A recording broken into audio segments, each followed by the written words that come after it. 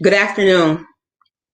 I'm here to offer the real state of the city in response to our current mayor's State of the City address. But let's begin with a moment of silence to offer our love and support and comfort to the Brown and Parra families as they mourn this week.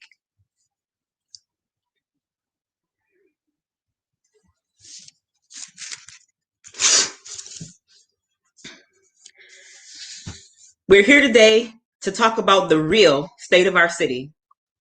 While it's easy for many to feel good about shiny headlines, we the people are more concerned with harsh realities.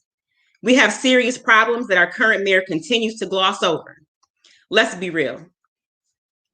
Our current mayor's message today revolved around good, better Buffalo.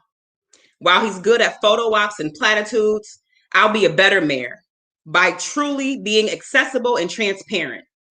I'll give credit when it's due and let real people together make Buffalo better, not falsely take the credit for myself. Let's be real. This month is the 12th time that rent is due since the start of the pandemic. I'm encouraged to hear about the Stand Up initiative that will finally put direct relief in the hands of tenants, homeowners, and small businesses. In the midst of a global health crisis, it's unacceptable that any individual or family has gone without running water, decent housing, and healthy food. With a poverty rate as high as 40% in some of our neighborhoods, I wonder how many of us had 11 months worth of savings and why we had to wait so long for relief to come. Our current mayor claims credit for restoring water services to people in need. That only happened after we, the people, demanded it when we found out people were getting shut off due to past due bills. Our current mayor claimed credit for infrastructure improvements that residents are calling a mess, like Allen Street. We're not even filling potholes on the east side. Since the start of the pandemic, I've been involved in providing direct relief to Buffalo residents who are in need of food, supplies, and other assistance. With the eviction moratorium set to expire in a few short weeks, I have a long-time plan to address the housing crisis that existed prior to the pandemic.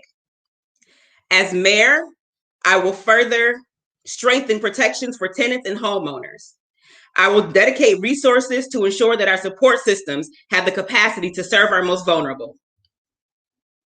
As our current mayor's platitudes about police reform, similar to the compromise of 1877, Black lives are being used as bargaining chips to uphold white supremacy, patriarchy, and the status quo of enclosing wealth and power.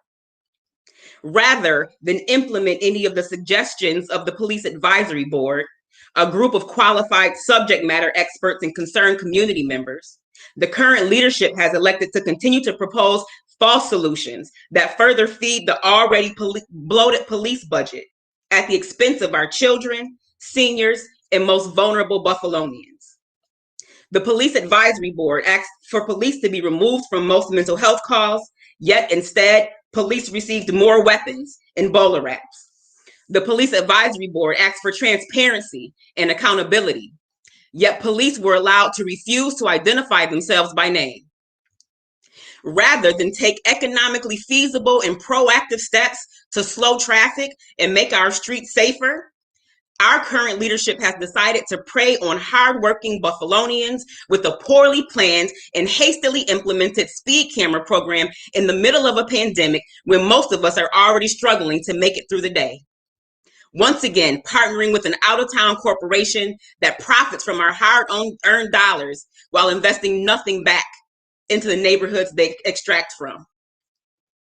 Our current mayor has had 15 years to do good.